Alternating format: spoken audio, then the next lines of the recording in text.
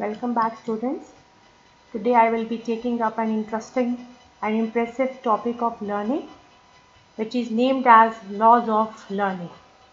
Laws of learning were given by Edward Thorndike. He was a person whose contribution cannot be forgotten in the field of psychology. ये एक American psychologist थे जो कि 31 अगस्त 1874 को born हुए थे और 9 अगस्त 1949 को इनकी डेथ हो गई थी। इनको फादर ऑफ एजुकेशनल साइकोलॉजी भी कहते हैं। इन्होंने जो लॉज ऑफ लर्निंग है, प्राइमरी लॉज ऑफ लर्निंग और सेकेंडरी लॉज ऑफ लर्निंग दी हैं। इन्होंने लॉज ऑफ लर्निंग को दो डिविजन्स में डिवाइड किया हुआ है। One is known as primary laws of learning, another one is secondary laws of learning. जो primary laws of learning है वो again divided है तीन में, law of readiness, law of exercise, law of effect. इसी तरह से जो secondary laws of learning Thorndike ने दिए हैं उनको law of primacy, law of intensity, law of recency है। और उसके बाद there are certain other subordinating laws also. तो हम स्टार्ट करेंगे सबसे पहले primary laws of learning से। तो थॉर्नडाइक के प्राइमरी लॉज ऑफ लर्निंग में सबसे पहले law of readiness. Law of readiness कहता है कि बच्चा कितना तैयार है किसी एक्टिविटी को सीखने के लिए। और लॉ ऑफ रेडीनेस का मानना था कि अगर एक स्टूडेंट जो है वो फिजिकली, मेंटली, इमोशनली रेडी है to learn any act, he can learn very effectively, quickly, और उसकी जो परफॉर्मेंस होगी वो भी बहुत सेटिस्फाइंग होगी। कहने का मतलब ये है कि when we are ready to learn something we learn very actively, very effectively and with more satisfaction. जबकि अगर एक लर्नर नहीं रेडी है किसी चीज़ को सीखने के लिए तो हम कितना भी फोर्स कर लें वो उस चीज़ को कभी भी नहीं सीख सकता।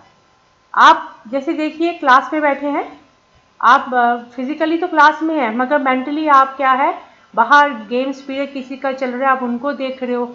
जहाँ आपका पीरियड से पहले जो अभी आपका पीरियड चल रहा है उससे पहले आपका रिसेस का पीरियड था, उसमें आपकी किसी के साथ फाइट हो गई तो क्या हुआ, वो emotions of fight are with you when you enter the class.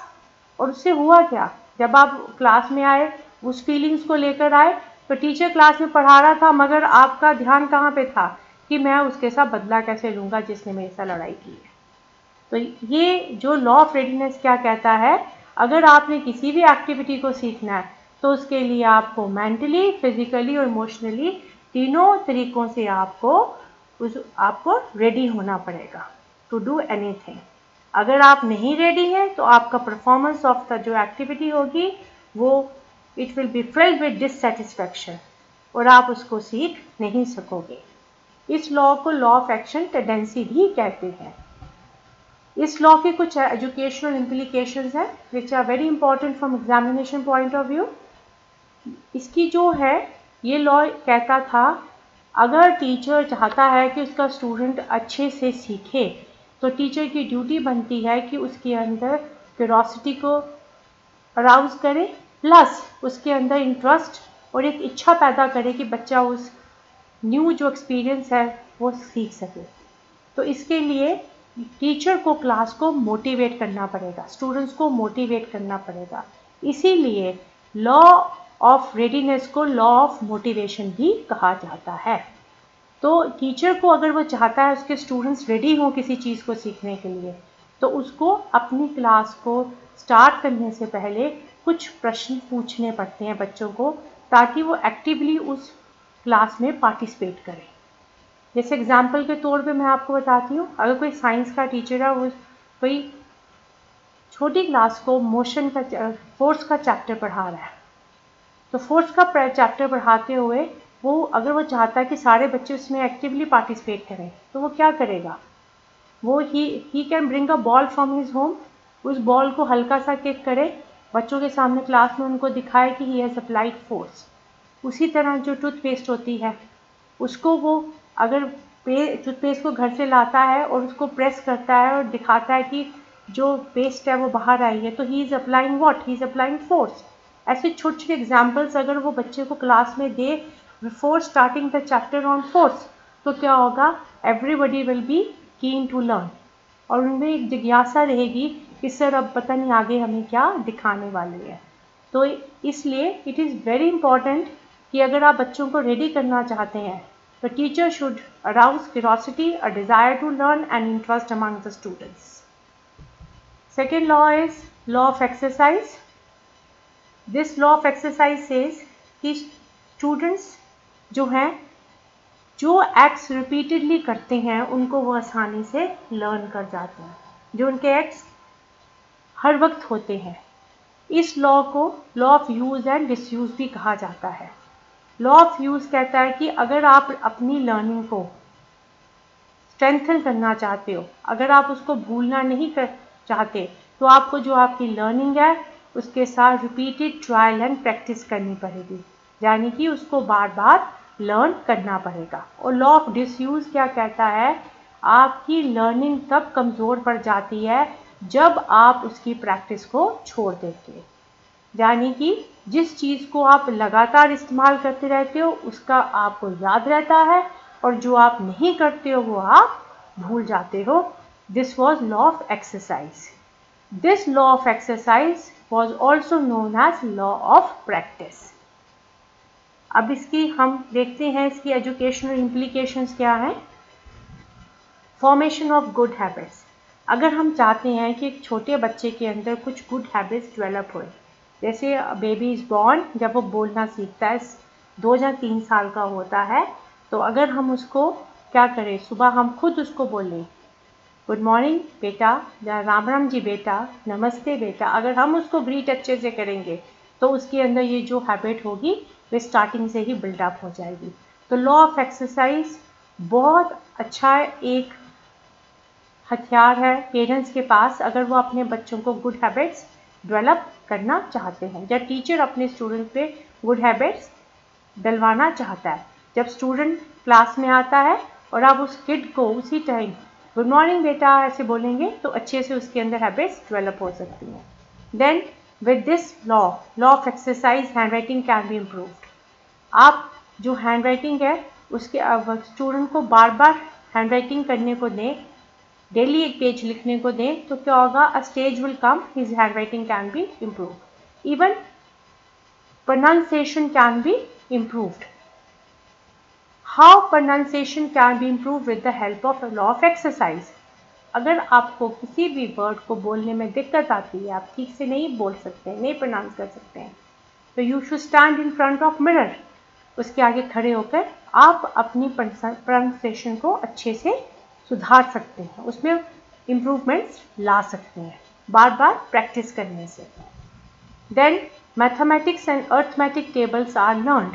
आप देखिए, आप सबको मालूम है कि मैथमेटिक्स जो है वो प्रैक्टिस से अच्छी होती है, स्ट्रॉन्ग होती है। आप जितना सम्स को निकालोगे आप उसमें उतने स्ट्रॉन्ग हो जाते हो। सम्स को आप लर्न नहीं कर सकते, you have to do practice for that. Even जो टेबल्स होते हैं, जब टेबल्स बच्चों को बचपन में सिखाए जाते हैं, टीचर्स उनके राइम के पीरियड में इस टेबल्स को बार बार उनको करवाते हैं, तो उससे क्या होता है, they learn tables by heart. जो छोटे बच्चे होते हैं फर्स्ट सेकंड थर्ड के, उनको टेबल्स अच्छे से आते हैं बिकॉज टीचर्स उनको बार बार उनकी प्रैक्टिस करवाते हैं। Then different skills can be develop through law of exercise. अब स्किल्स में आप देखिए, म्यूजिक हो गया, पेंटिंग, टाइपिंग, आपका शॉर्ट हैंड, इसमें आप जितनी प्रैक्टिस करेंगे आपका उतना ही ज़्यादा इस पर होल्ड होगा। मगर याद रखिएगा, अगर कोई भी चीज़ इज़ लेफ्ट आफ्टर लर्निंग, आपने चीज़ को सीखा फिर आप उसको भूल जाते हैं, जैसे हम म्यूज़िक की एग्जांपल लेते हैं, आपने म्यूज़िक सीखा मगर जब तक आप उसका रियाज नहीं करते रहेंगे, प्रैक्टिस नहीं करते रहेंगे, तो आपकी वो डेवलपमेंट नहीं होगी। तो इसलिए जब हम किसी चीज़ को लर्न करने पर छोड़ देते हैं, वी फॉरगेट इट, मगर जब तक हम उसकी एक और अटैम्प्ट ना करें उस चीज़ को सीखने के लिए, तो यहाँ हम कहेंगे we learn what we do, हम वही सीखते हैं जो हम करते हैं, and we do not learn, और हम वो चीज़ नहीं सीखते what we do not do, जो चीज़ हम नहीं करते हैं वो हम नहीं सीखते, हम भूल जाते हैं। तो इसलिए इस लॉ ऑफ एक्सरसाइज को हम लॉ ऑफ प्रैक्टिस भी कहते हैं। To sum up, law of exercise हम बोलेंगे, continued practice is considered necessary for retention of what is learned. हमें, अगर हम चाहते हैं जो चीज़ हमने सीखी है वो हमेशा हमारे पास रहे, तो उसके लिए हमें प्रैक्टिस करनी पड़ेगी। The teacher must help the learners to practice and review the desirable behavior as many times it tends to become habitual. तब तक टीचर्स को बच्चों की हेल्प करते रहनी चाहिए जब तक वो जो उनका अच्छा बिहेवियर है वो उनकी एक हैबिट नहीं बन जाता। और ये तभी पॉसिबल है जब लर्निंग एक सेल्फ एक्टिविटी हो, कि बच्चा भी उसको करना चाहता हो। तो यहाँ पे एक प्रोवर्ब को हम याद रखें इंग्लिश का, practice makes a man perfect. ठीक है, this was with regard to law of exercise. Then comes your law of effect. Law of effect का मतलब क्या होता है कि how much a particular activity is like, कितना उसका असर पड़ा है एक पर्टिकुलर एक्टिविटी का। अब इसमें क्या है, थॉर्नडाइक कहते थे कि आपकी जो लर्निंग है वो तभी ताकतवर हो सकती है जब वो किसी एक प्लेजेंट फीलिंग के साथ अटैच हो। देखिए, आप अपने जीवन में वही घटनाएं याद रखना चाहते हैं जिसमें आपको कुछ रिवॉर्ड मिला हो, कुछ अच्छी घटना, अच्छी चीज़ें हो। आप बुरी घटना को कभी भी याद नहीं करते, आप उनको भूल देना चाहते हैं। वही चीज़ लॉ ऑफ इफेक्ट में बताया गया है कि learning is strengthen when it is accompanied by a pleasant और सेटिस्फाइंग फीलिंग। कि लर्निंग तभी अच्छी होती है, तभी स्ट्रॉन्ग है जब वो एक प्लेजेंट फीलिंग के साथ अटैच हो। और लर्निंग कब कमज़ोर बन जाती है, जब वो एक अनप्लेजेंट फीलिंग के साथ अटैच हो। इस लॉ ऑफ इफेक्ट को थॉर्नडाइक ने law of pleasure and pain भी कहा है। यहाँ पे जो इमोशनल स्टेट, जो फीलिंग्स ऑफ लर्नर है, they play a very important role. और इसमें जो रिवॉर्ड और पनिशमेंट है, they also play a very important role in law of effect. अब देखिए इसकी एजुकेशन इम्प्लीकेशंस क्या कहती हैं कि जैसे एक इंसान फेल होता है तो क्या होता है, वो उसका मोटिवेशन लेवल क्या होता है, डाउन हो जाता है। So the feeling of failure should be avoided. जैसे मैंने आपको बताया, रिवॉर्ड और punishment play a very important role in law of effect. So reward and recognition should be given to the students. Why? Because it motivates the students to go on the same path. अगर कोई बच्चा अच्छा perform कर रहा है और teacher उसको शाबाशी देता है, तो वो जो उसकी रिवॉर्ड है, प्रेज वर्ड्स, वो उसको मोटिवेट करते हैं कि तुम इसी सेम पाथ के ऊपर आगे प्रोसीड करो। और अगर उसको पनिशमेंट दी जाती है तो it will discourage the child and he will not like to learn ahead. वो लर्निंग की तरफ अपना डिसएग्रीमेंट दिखाएगा। Then students, there are certain secondary laws of learning which were given by Thorndike. उसमें था law of primacy. Law of primacy कहता है कि first impression is the last impression. यानी कि जो आप पहले सीख जाते हो in the beginning of your life, that remains for ever in your life. जो बच्चा अपनी प्राइमरी स्टेज में जो चीज़ें सीखता है वो कभी भी अपनी लाइफ लॉन्ग में उनको भूलता है, वो एवर लास्टिंग रहती है उनकी ज़िंदगी में। इसलिए बोला जाता है कि first 5 years of the child are very precious, बहुत इंपॉर्टेंट होते हैं, क्योंकि तभी उस बच्चे की फर्स्ट 5 years में फाउंडेशन ले की जाती है।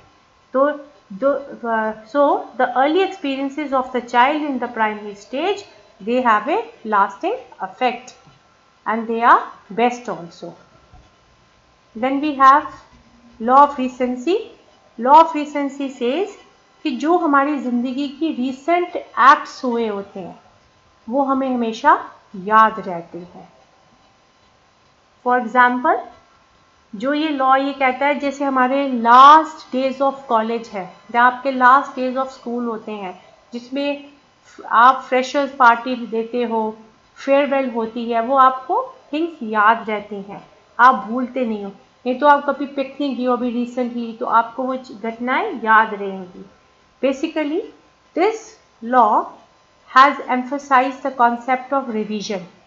कहने का मतलब ये है कि जो चीज़ें आप एग्ज़ाम्स के दिनों से कुछ दिन पहले रिवाइज करते हो वो आपको माइंड में रिफ्रेश रहती हैं, वो आपको याद रहती हैं। और जो आपने पहले पढ़ी होंगी मगर आप एग्ज़ाम डेज में रिवाइज नहीं करने का समय मिलता है, वो आप भूल जाते हो। तो ये वाला जो लॉ था, he has given emphasis on recent acts done are lasting.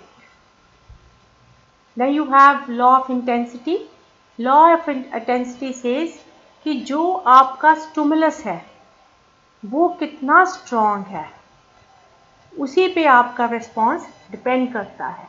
अगर आपका स्टिमुलस स्ट्रॉन्ग होगा तो आपका रिस्पॉन्स भी आपको अच्छा मिलेगा। फॉर एग्ज़ाम्पल, अगर देखिए आप हैं एग्ज़ाम्स में, 12th के पेपर्स में बैठे हैं, आपके पेरेंट्स आपको कहते हैं if you get more than 97% marks हम आपको एक अच्छा सा एंड्रॉयड फ़ोन दे देंगे। तो अब क्या होगा, वो स्टूडेंट, आपका स्टिमुलस स्ट्रॉन्ग है तो आप क्या करेंगे, आप पढ़ेंगे अच्छे से। उसी तरह देखिए जो एनुअल एग्जामिनेशंस होते हैं उनकी स्टिमुलस वैल्यू ज़्यादा होती है होम एग्जामिनेशन से। हम स्कूल्स में डिफरेंट एग्ज़ाम्स लेते हैं, मॉक टेस्ट होते हैं, आपके गोल्डन टेस्ट होते हैं, मगर जितना आप हार्ड वर्क उसमें करते हैं एनुअल एग्ज़ाम्स के ऊपर, उतना आपका होम एग्जामिनेशंस में नहीं होता है। Then you have subordinate laws of learning, उसमें आपका आ गया law of multiple response. Law of multiple response कहता है कि जो एक लर्नर होता है जब उसके सामने एक नई सिचुएशन आती है तो उसके पास बहुत सारे वेज होते हैं उसको सॉल्व करने के लिए, तो वो वही वे यूज़ करता है जो उसको आसान लगता है और वो जिस पे जल्दी से एक करेक्ट रिस्पॉन्स पे पहुंच जाए। वो ट्राई करता रहता है, गलती करता है, मगर he off for only that way जो जिससे वो आसानी से अपने करेक्ट रिस्पॉन्स पे पहुंच जाए। जैसे आपके मल्टीपल चॉइस क्वेश्चंस होते हैं, ऐसे लॉ ऑफ मल्टीपल रिस्पॉन्स होता है। Then you have law of set attitude कि एक आपके सामने गोल है, आपने उसको जीतना है, आपने अपने आप को सेटिस्फाई करना है। अब उस गोल को, उस टास्क को परफॉर्म करने के लिए आप कैसे कैरी फॉरवर्ड करते हो, पॉजिटिव एटीट्यूड से करते हो कि नेगेटिव एटीट्यूड से करते हो। This law of set attitude says कि लर्नर का जो एटीट्यूड है वो बहुत ज़्यादा मैटर करता है in fulfilment of any task. Then we have law of analogy and assimilation.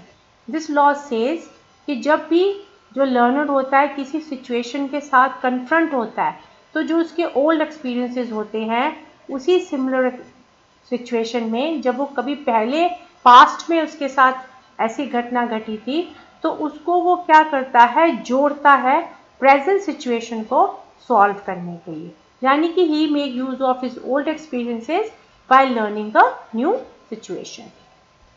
Then you people have law of associative shifting. ये लॉ जो था ये थॉर्नडाइक ने एक कैट पे किया था, तो उन्होंने उसको सिखाना था बिल्ली को टू स्टैंड अप।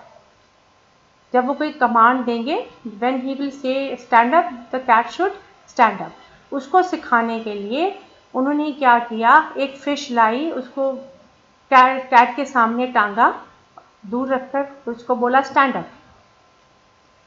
कोई 4-5 दफ़ा, ज़्यादा दफ़ा करने के बाद जब वो जो कैट थी वो हैबिचुअल हो गई कि जब फिश उसके सामने आएगी उसने खड़े हो जाना है, तो उसको आदत हो गई।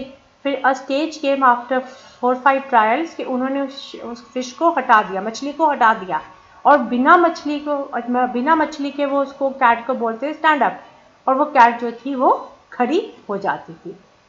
तो this was law of associative shifting. फिर prepotency of elements. This law says the learner react selectively to the important in the situation. आप किसी सिचुएशन में अड़क जाते हैं, फंस जाते हैं, तो आप जो उसमें रेलेवेंट चीज़ें एंड नेग्लेक्ट्स द अदर फीचर्स और element which may be irrelevant, जो उस सिचुएशन की रेलिवेंट चीज़ें होंगी वो आप ले लेते हैं, और जो आपको लगता है कि ये इररेलेवेंट है, इनका कोई इस सिचुएशन से लेना देना नहीं है, आप उन चीज़ों को छोड़ देते हो। तो this was law of prepotency of element. Students, this was with regard to laws of learning. I hope you must have enjoyed. Thank you. Have a great day.